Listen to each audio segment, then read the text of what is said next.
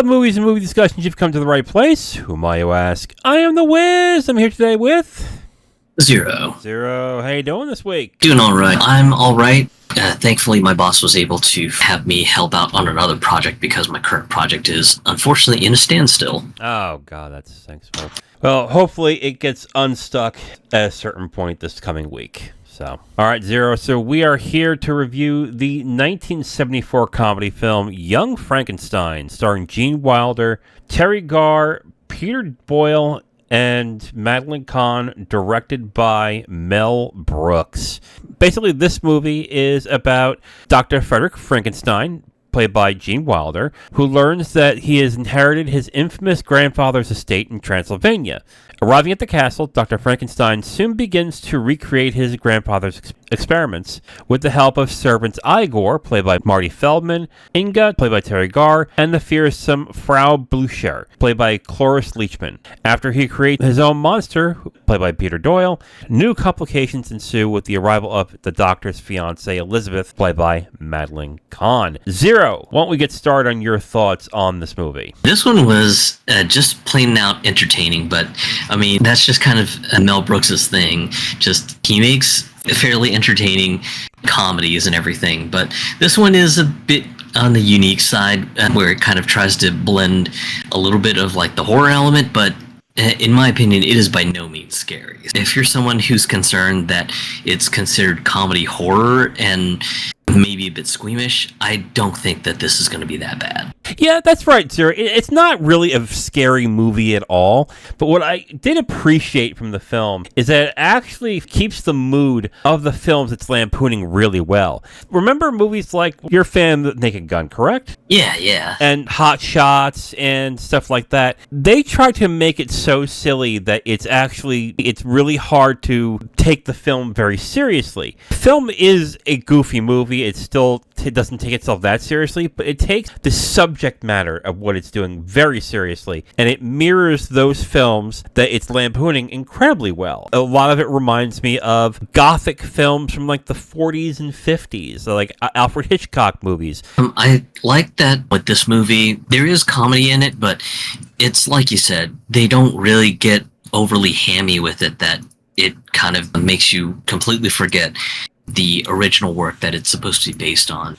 This one is obviously just a hilarious comedy version of the story of Mary Shelley's Frankenstein, but at the same time, it doesn't go completely over the top with the hammy comedy stuff that you just forget, oh, this is totally just a comedic satire version of Mary Shelley's Frankenstein. The comedy in this film, I think, really picks up when the monster is on screen. In the first half, the film is without the monster. It's with Dr. Frankenstein and Inga and Igor. It's good, but I think that the comedy really picks up once Peter Boyle is on screen. And I think that's because his performance as the monster is actually really good in this movie. Did you think that the comedy was just consistent all around, or was it better in different spots? It started off a little bit on the slow side.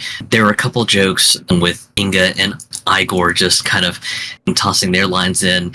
During the start, I was like, okay, this is all right. And then once you get to the whole, like, putting the monster together and then the monster finally coming to life and then being involved a little bit more, that's when things just absolutely rocketed off and got really silly. But it was still just a lot of fun. I will say this, though, man. What I was surprised by in the film is that I really liked Igor, I liked Inga, I liked the monster, I liked a bunch of the side characters. But I was surprised how low-key Gene Wilder's character is in this and how he is in this film. He's just pretty much a straight man throughout the entire film. He has a couple of funny lines, but he's, I guess, the serious character in this movie. He definitely comes off as the most serious character of the entire cast. Terry Garr as Inga was just absolutely lovely and hilarious, and holy cow, she was pretty in this movie. Oh, yeah. Her comedy was actually very good in this, too. Just how that character was and everything, I actually really enjoyed her on that as well. Honestly, until the monster came into play, I actually really liked Igor. I thought he was really funny. So, like, I think the first half is like Igor. I thought he was just funny. And then when the monster came, like, that was the movie for me. That was, like, the funniest part. Especially with the blind man. Like the blind man scene with Gene Hackman playing the blind man was just really funny. Yeah, that was by far one of the funnier skits in the movie. I was just like, oh my god, this is just peak slapstick right here.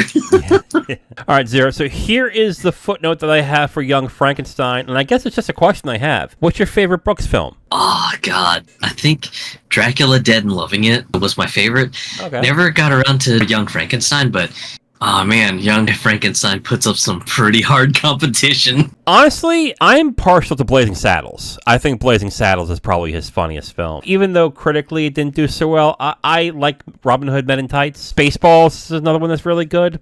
And The Producers. I think top 3 is probably going to be Blazing Saddles, Spaceballs, The Producers, and then I think 4th goes into Young Frankenstein. All right, Zero, so do you recommend Young Frankenstein? Yeah, it's an absolute hoot. It's funny, it's silly, it isn't overly scary even though it's classified as a comedy horror movie. It has a base that's rooted in Mary Shelley's novel Frankenstein, but at the same time, it just absolutely has fun with just being a comedy and everything. Yeah. The performances throughout the movie are just great. It gets a little bit overly silly towards the end, but I mean, just I guess you gotta kind of end on a high note, so I can kind of understand just the comedy sort of ramping up harder and harder by the end. I also recommend the film. Again, I'm not as enamored with it as most are, but I appreciate a lot of the things that it's doing. I agree with the performances, but I think Peter Boyle, Terry Garr, and Marty Feldman are probably the better performances of the film. I'm just a little surprised I didn't find Gene Wilder as funny in this as I was expecting, but he's not bad in it either. The comedy, I think, is very good in this. Overall, Zero, do you recommend Young Frankenstein? Yes, I do recommend it. All right, I also recommend Young Frankenstein. Now, if you want my full review on this movie, you can go to my website at IamTheWiz.com. You'll have my full written review right on the site, along with a link to the video that has this review that you've just listened to. All right, so on Saturday, I'll be reviewing Star Trek Generations, directed by David Carson. Tuesday, I'll be reviewing The Cabin in the Woods, directed by Drew Goddard. Thursday, Zero, what are we watching next? 2009's American post-apocalyptic zombie comedy film Zombieland. Zombieland, that's right. Ah, man. I think I've seen bits and pieces of it. I haven't seen it all the way through, so I'm kind of looking forward to this. Have you seen this before? Yeah, a friend of mine actually dragged me out to the opening weekend to go see it. Oh, okay, that's cool. This will be fun to go through, so I'm looking forward to it. So again, on Saturday, I'll be reviewing Star Trek Generations, directed by David Carson. Tuesday, I'll be reviewing The Cabin in the Woods, directed by Drew Goddard. And on Thursday, with Zero, Zombieland, directed by Ruben Fleischer. I am The Wiz. And I'm Zero. Talk to you guys next time. Bye.